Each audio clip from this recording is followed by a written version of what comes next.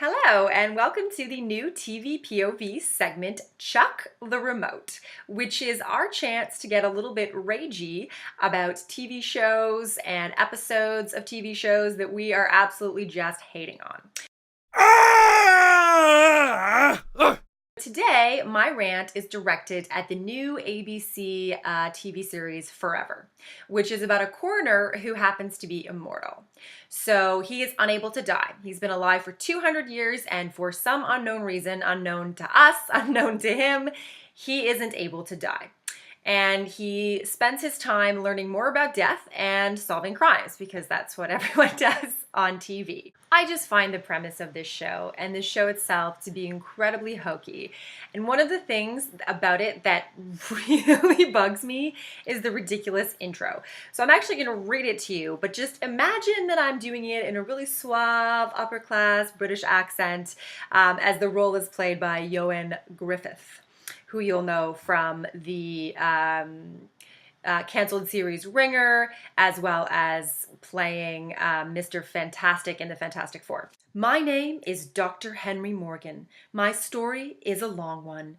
Over the years, you could say I've become a student of death. I need to find a key to unlock my curse. Something happened nearly 2 centuries ago and I was transformed. My life is just like yours, except for one small difference. It never ends. Every time I die, I always return in water, and I'm always naked. Now you know as much about my condition as I do. Okay. Let's explore a little concept called show, don't tell.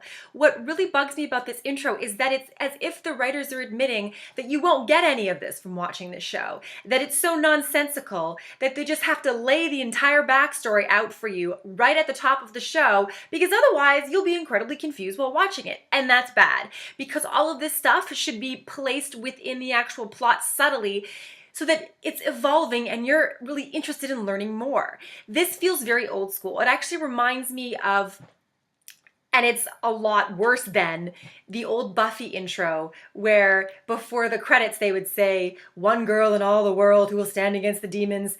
And it kind of felt like they were afraid that you wouldn't get that. But this isn't the 90s anymore. This, serialized, complicated television has been going on for years, and people should be able to get this without this intro. Secondly, the line, "Every time I die, I always return in water and I'm always naked." Why? Why either of those things?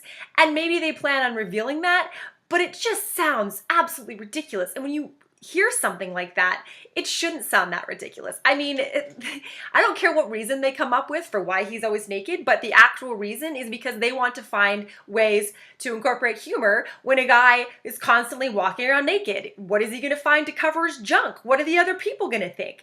It's just ludicrous, and it really bugs me. So this intro is the number one thing that I hate about this series. Secondly, this is a guy who can't die. Great. Okay, that makes sense.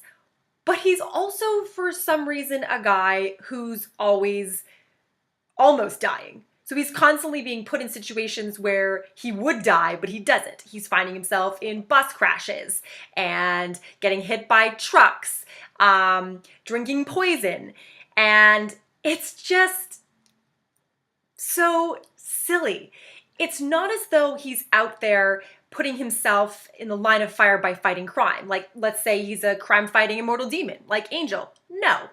This is a guy who works in the coroner's office with people who are already dead. So how likely is it that he would keep on dying nearly every episode? Now, to be fair, there's only 3 episodes. He died twice in the first one, once in the second, and he didn't die in the third. But that's still a lot higher average of death situations than the average person would find them in.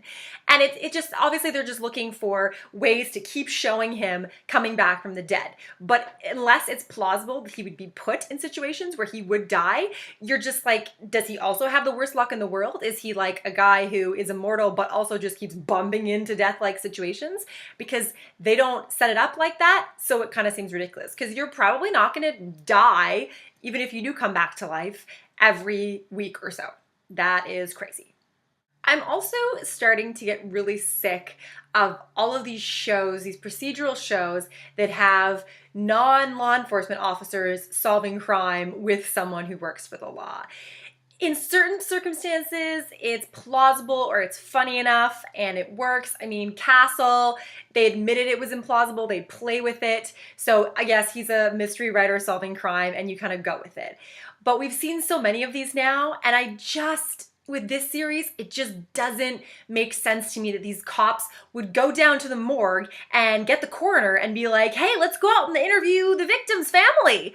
Who brings the coroner to that situation? And it's not set up in a way, I mean, yeah, he knows a lot about how they died, but why couldn't they just go extract that information themselves without him there? They just don't build enough of a reason for him to be there in the first place to really make sense. Plus, not to mention the fact that they have really terrible chemistry, him and the female cop that he's being paired with. There's just nothing there. It's like blank. It's not even really bad chemistry, it's zero chemistry. So that is an epic fail in that respect. And the final thing that really irked me, and yes, I know there are a lot of things, I'm still going, but the final thing is that the way other people react to him doesn't fit with how he's behaving. He keeps coming up to all of these strangers and pointing out all these intimate things about them that he's noticed because of his 200 years of being alive and his super perceptive skills. And everyone reacts to him like he's this sexy, suave British dude, when really they would probably be like, you seem like a serial killer. Get the hell away from me. He bumps into a woman in an office and is like, oh, you must be divorced because I can see in your purse your magazine subscription says Mrs. and yet you're not wearing a wedding ring. It's like, ew, why are you looking in my purse? And on the subway, he says to somebody, oh, I bet you're on your way to a performance because I noticed that the tips of your fingers have calluses from this type of musical instrument and the collar of your shirt has a slight little wet thing on it, which means you must have just showered. And they're all like, oh, well, you're very perceptive, sexy. And it's ew. It's like he should be on Stalker as the guy that's stalking other people. It's just, they miss the mark entirely with his character, and you can see it clearly in those scenes. It's just bad. This is just a bad show. And so I would like to chuck the remote at my TV, although I won't because I love my television. And so I think that's it. I think I've ranted about everything I could possibly rant about on this show. And I hope you've enjoyed it or, at least found it humorous. And let us know as usual if you enjoyed this segment and what other segments you'd like to see.